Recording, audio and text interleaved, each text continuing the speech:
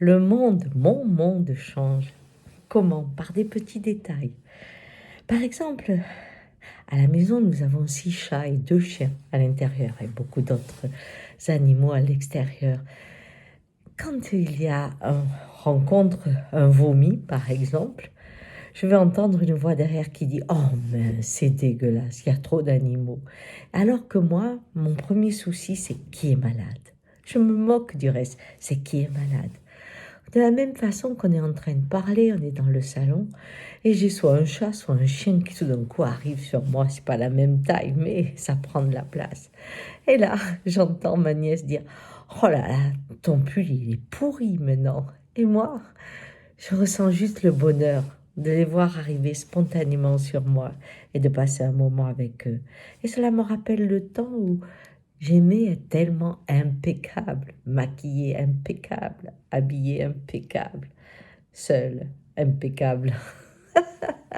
Mais aussi quand je vais dans le jardin et que je trouve un rosier qui est entouré d'une plante dont je ne connais pas le nom, qui est très légère et qui fait des petites fleurs roses. Et je me dis: «Oh, c'est drôle, des épousailles». Et j'entends derrière Hélène dire: «Vous savez, vous inquiétez pas, je vais faire cette banquette, je vais désherber tout ça». Je lui dis: «Ah non, regardez, mais là, c'est une plante qui envahit, il faut pas la laisser, laissons le rosier». Oh, je lui dis: «Non, ils se sont mariés, ils ont pas l'air de s'étouffer».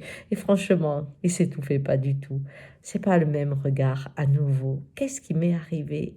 De la même façon, quand j'ai amené Violette, une de mes poules, on avait passé 5 ans ensemble et elle était malade. Je l'amène chez le vétérinaire et elle a un cancer partout. Donc, il faut l'aider à moins souffrir, à l'euthanasier.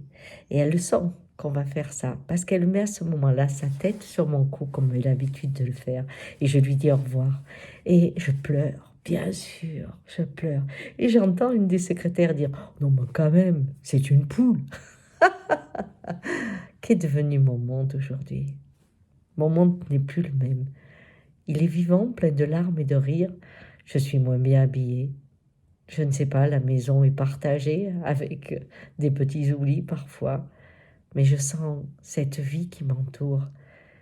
Et je me dis: quelle joie. Au revoir.